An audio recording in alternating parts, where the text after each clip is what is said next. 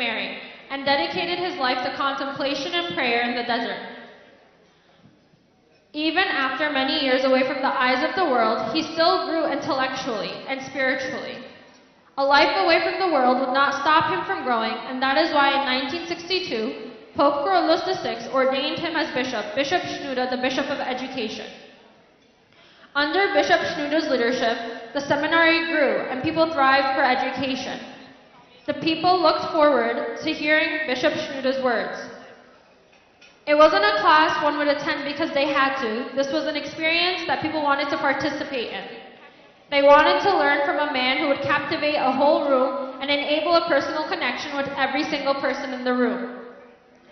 On November 14, 1971, Bishop Shunudة was enthroned as Pope Shunudة III, the 117th Pope of Alexandria and Patriarch of the See of St. Mark. Under his papacy, the church grew and nourished. Through the grace of God, Pope Shunudة took many steps towards Christian unity and established many churches in the land of immigration. Pope Shunudة was the first Pope of the Coptic Church to visit America. 41 years as a leader did something. It turned our Pope into our father, and as many of us like to say, our Giddo. Pope Shunudah's annual visit to the States caused a sense of excitement. People from all over the country would travel to New Jersey to get a glimpse of his smile and hear his light-hearted jokes. During your 80s, this is a time for relaxation, but Pope Shunudة didn't see it that way. He always felt like he had something to do, something needed to be done. Even up to his last days, he felt the need and want to nourish his flock. His weekly Wednesday meeting in Cairo created a packed cathedral with eager ears and smiles.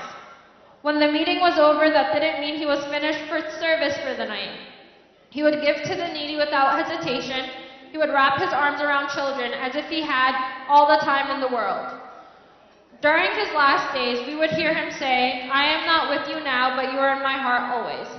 His endless compassion and love caused us to become attracted to him. March 17, 2012 was a day many of us can vividly remember. News of his death spread like wildfire. Many people around the world ached at the thought of losing a father and a leader. Sheikh Ahmed al-Tayyib, the Grand Imam of Al-Azhar University, said that Egypt was now lost one of its rare men at a sensitive moment, when it most needed the wisest of its wise.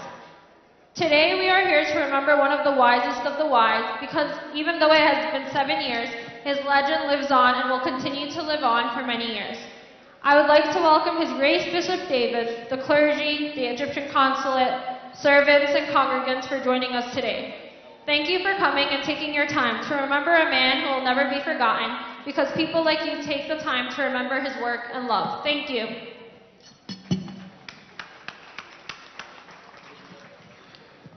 في معانا إنسان جاي من واشنطن دي سي، الأستاذ مجدي فايق. يتفضل هيقول كلمة الجمعية.